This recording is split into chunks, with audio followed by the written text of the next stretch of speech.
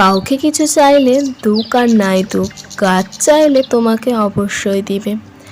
আমি গিয়েছিলাম পাড়ার একটা বৌদিদের বাড়িতে। যেতেই আমার চোখ পড়ল দবাটি ফুল গাছের দিকে। তক্ষুনি বৌদিকে চেয়ে বসলাম, তোমাকে একটা জিনিস চাইবো, তুমি দেবে? বৌদি বলল, কি বল? আমি বললাম, তোমাদের দুটো দপাটি ফুলের গাছ দেবে? পরের দিন দেখি বৌদি বাড়িতে এসে আমাকে কিছু দপাটি ফুলের গাছের দানা আর 3টে গাছ দিল। কিন্তু কদিন ধরে যা বৃষ্টি, আমি তো গাছগুলি বসিয়ে দিলেও দানাগুলি বসানো হয়নি। তারপর যেই না বৃষ্টি থামলো, তখনই বসে পড়লাম দানাগুলি নিয়ে এবং মাটি খুঁড়ে বসিয়ে দিলাম।